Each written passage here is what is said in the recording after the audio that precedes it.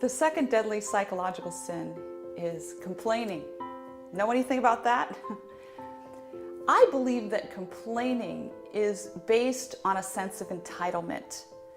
We're kind of outraged customers that feel that we deserve better. And so at the foundation of complaining is this, what we call entitlement mentality. And of course, that needs to be dealt with. But complaining in and of itself causes a whole plethora of problems.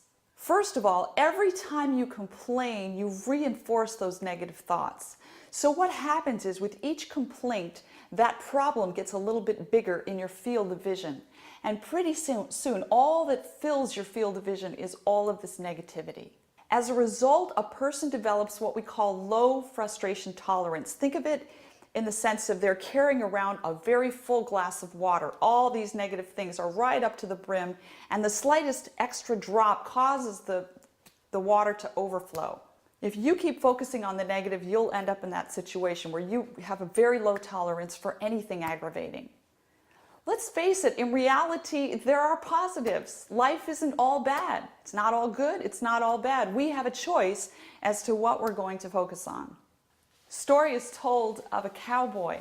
Cowboy was driving down the road. He had his dog in the back of his truck, and he had a trailer behind the truck pulling his horse. There was a terrible accident. The vehicles were strewn all over the road.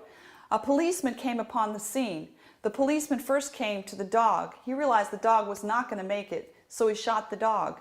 Then he came upon the horse, and he realized the horse wasn't going to make it, so he shot the horse. Then he found the cowboy. He'd been thrown out of the vehicle into a field, and he was lying there watching the policeman shoot his animals. The policeman came to him and looked down at him and said, "How are you doing?"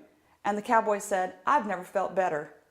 When we complain, there's a certain amount of payoff. You know, Dr. Phil says, what's the payoff? That means that we're getting something out of what we're doing. In fact, we have an expression in behavioral psychology that goes like this. It says, all behavior is operative, meaning that in everything that we do, we're either trying to get something or we're trying to avoid something. In either case, achieve something. We're getting something out of it. So even when we engage in a negative behavior that ultimately hurts us, there is a temporary, at least, payoff in that behavior. So normally people really kind of, on some level, enjoy complaining. It makes them feel maybe a little righteous. But in the cowboy's case, the payoff for complaining was really bad, and the payoff for not complaining was quite high, so he didn't complain. The replacement for complaining is gratitude. When we realize we really don't deserve the blessings that fall all around us and upon us every day of our lives, we start to feel grateful.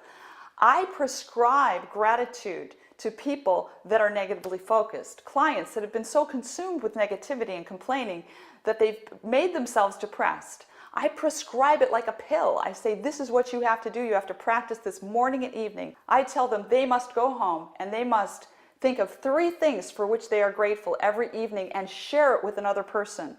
And then the following morning when they arise, think of 3 things for which they are grateful and share it with another person.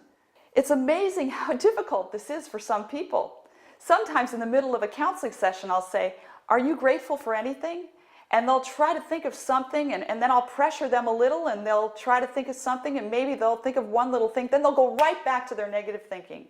And finally, I'll say to them, the real problem here is not all the problems in your life. The problem here is that you're focused on those problems. Let's work on changing your focus. I want to tell you about a study that showed the effect of gratitude. It was performed on undergraduate students over a 10-week period of time. The undergrads were split into 3 groups. They completed a weekly log of their emotions. 1/3 were to write about 5 impacting events.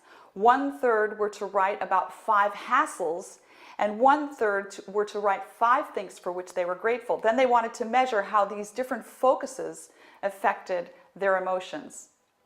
The study says, the thankful group reported fewer physical complaints overall than the hassles group and spent significantly more time exercising than did the subjects in the other 2 groups.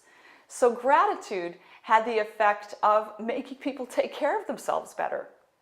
And in addition to that, they just plain felt better physically as a result of gratitude. It's worth a try, isn't it? Reminds me of a quote by one of my favorite authors, Ellen White. She said, "Nothing tends more to promote health of body and soul than does a spirit of gratitude and praise."